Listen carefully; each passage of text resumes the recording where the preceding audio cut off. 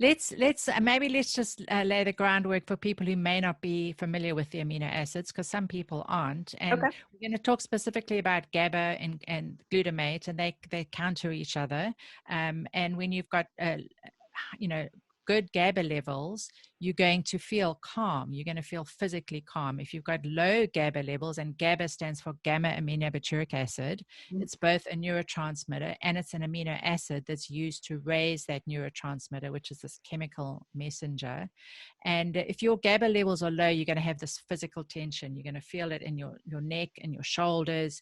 You may feel stiff and tense muscles. You may have the feeling like butterflies in your stomach, or like someone sort of gut punched you. You've got this sort of feeling in your stomach. And with children, often kids can't articulate that they've actually got anxiety, and they'll often say they've got tummy pain, and it may actually be anxiety, and this is how it manifests in kids.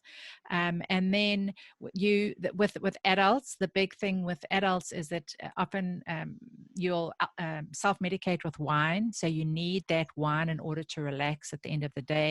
Or if you're out socializing, you need that wine in order to relax and to mingle and feel comfortable.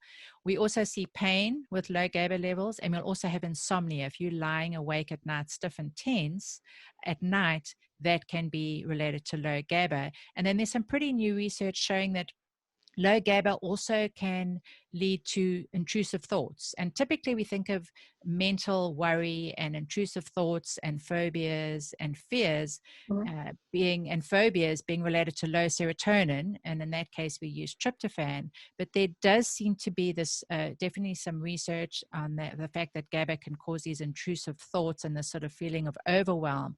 And I've had feedback from a number of clients, once I discovered this research, saying, yes, GABA takes away that worry and those intrusive thoughts as well. So as I said, there's a lot of research supporting this. But basically, I have my clients do the GABA questionnaire. Have they got the physical tension, the worry, the overwhelm, these intrusive thoughts, sleep problems, maybe pain issues as well, maybe gut issues? Rate their symptoms on a scale of 1 to 10.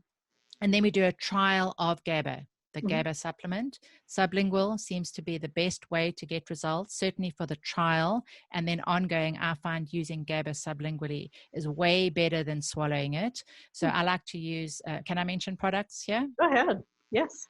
I like to use just an over-the-counter product by Source Naturals called GABA Calm. It's a really low dose, 125 milligrams. Okay. It's sublingual. It tastes good. It's great for kids. I may even start on less than one capsule, or maybe a half or even a quarter on very young kids. And then for adults, sometimes 1 capsule or 2 capsules is enough.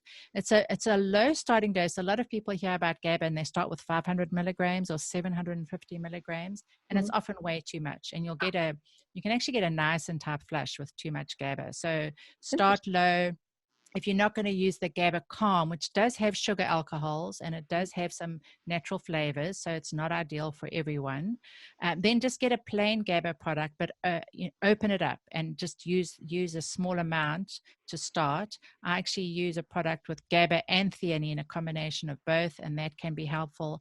But I always have my clients open up the capsule and then just put that onto their tongue, and you'll get results within 5 minutes. Once you take the GABA, I primarily work with adult women, and they'll just say, yeah, it's be like I had a glass of wine. It is. It and really is. That's the feeling that you want without the wine, and Right. you're raising your GABA levels. And what you're doing when you raise GABA levels, it's a counter to the high glutamate levels that you may have, and it can ease that anxiety and just make you start to feel good. So we want to just, get to the root cause.